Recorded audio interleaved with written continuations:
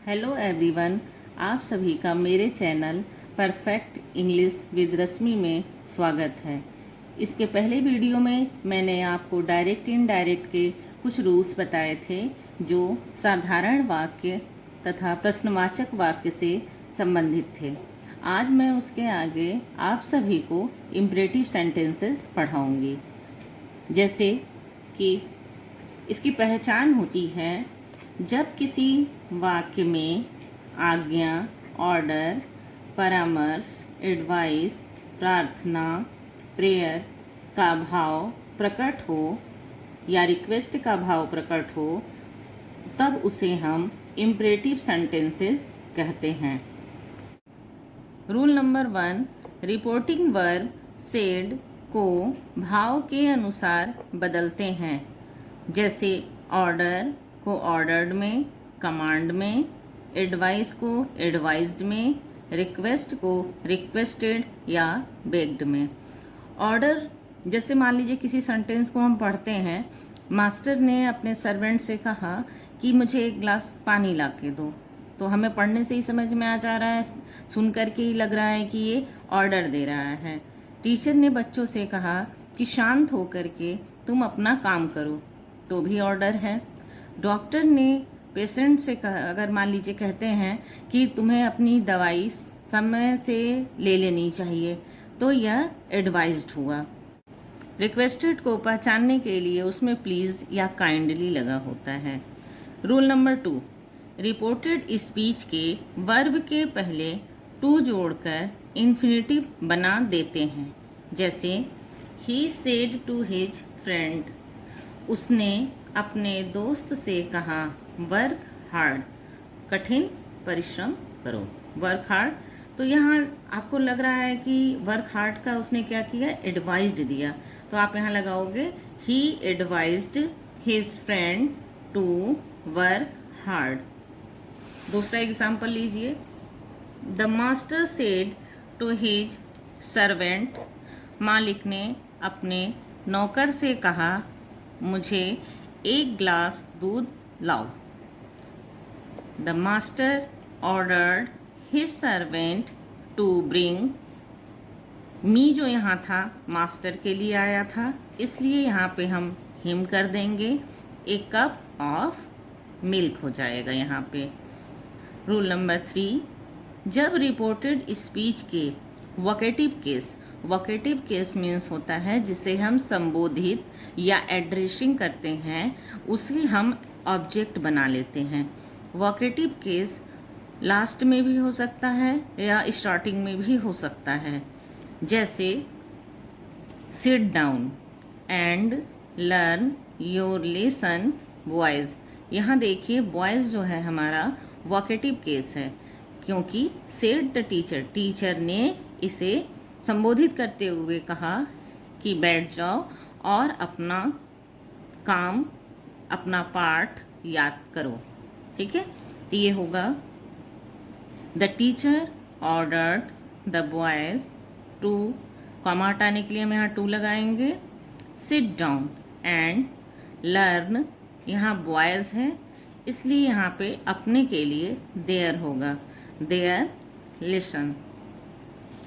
Rule number 4, जब कोई वाक्य डू नॉट से शुरू हो तब वहाँ पे हम उसे दो तरह से बना सकते हैं। आपको जो भी इजी लगे बच्चों, आप वो बना लीजिएगा। जैसे सेड तथा सेड टू को फॉरवर्ड में बदलते हैं। फॉरवर्ड का मतलब होता है मना करना। जैसे अब हम एक एग्जाम्पल लेते हैं, the teacher said to the boys, said to the boys do not make a noise in the class, teacher ने लड़कों से कहा कक्षा में शोर मत मचाओ। यहाँ टीचर क्या कर रहे हैं, लड़कों को मना कर रहे हैं। क्या करने को मना कर रहे हैं, शोर करने को मना कर रहे हैं। तब आप चाहो तो इसे ऑर्डर से भी बना लो या आप इसे फॉरवर्ड से भी बना लो, लेकिन यहाँ पे मैं दोनों रूल्स आपको बताऊंगी, जो आपको सही लगे या आसान लगे उसे आप यूज़ करिएगा। चलिए देखते हैं फिर। फॉरवर्ड द बॉयज, कॉमा हटाने के लिए हम यहाँ टू लेंगे, make a noise in the class. ये तो हो गया हमारा फॉरवर्ड वाला। और the teacher ordered, said to को हम यहाँ ऑर्डर्ड में बदल लेंगे। द बॉयज, अब यहाँ नॉट को जो है हम टू के पहले लगाएंगे। डू को तो हटा देंगे लेकिन नॉट को टू के पहले रखेंगे। तो ये हो जाएगा the teacher ordered the boys not to make a noise in the class. ठीक है, तो आपको यहाँ दो तो समझ में आ गया, एक फॉरवर्ड से और एक क्या कहते हैं ऑर्डर्ड से। कुछ बच्चे ऐसे होते हैं जो कंफ्यूज्ड हो जाते हैं कि एडवाइस दिया जा रहा है कि ऑर्डर दिया जा रहा है। तो उस समय आप क्या करिए कि डू नॉट वाले सेंटेंसेस में आप फॉरवर्ड ही लगा लीजिए। तो वहाँ पे टू के पहले या टू के, ये कन्फ्यूज़न दूर हो जाएगा। करे कहाँ लगाएं नॉट, कहाँ नहीं लगाएं, तो ये कन्फ्यूज़न दूर हो जाता है। अगला, नेवर से शुरू होने वाले सेंटेंसेस।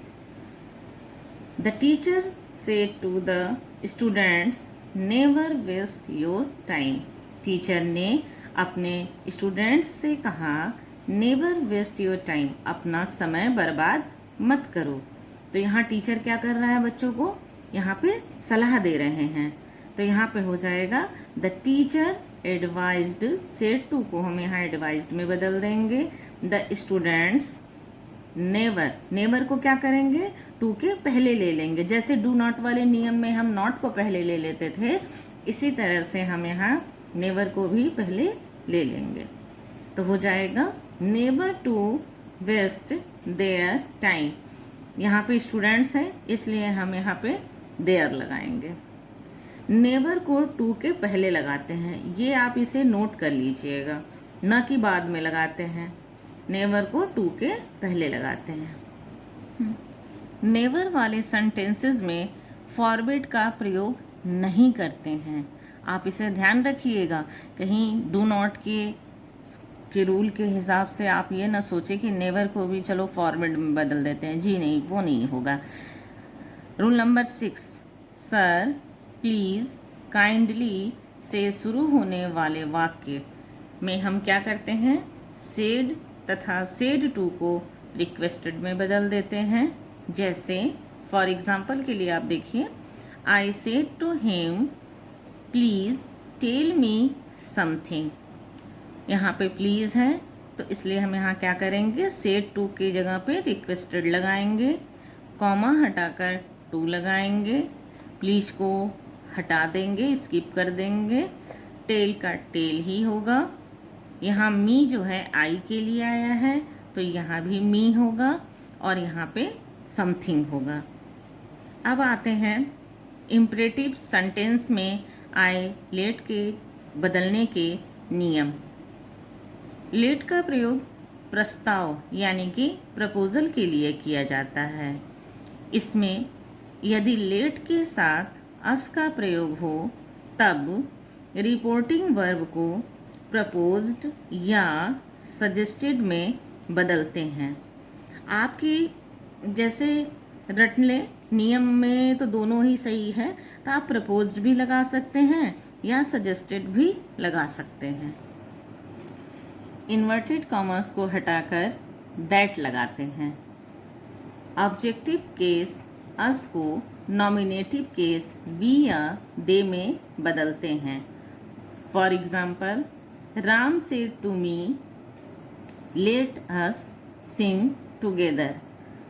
तो इसको हो जाएगा राम सेड टू को सजेस्टेड या प्रपोज्ड में बदलेंगे, मी कॉमा हटाकर दैट लगाएंगे, लेट अस को वी शुड में बदलेंगे, सिंग टुगेदर। तब यहाँ हो जाएगा Ram suggested me that we should sing together. प्रार्थना वाले वाक्य देखिए कैसे होते हैं, जिसमें प्रार्थना की भावना हमें प्रकट हो या लगे कि इसमें प्रार्थना किया जा रहा है तो उसका नियम अलग होता है।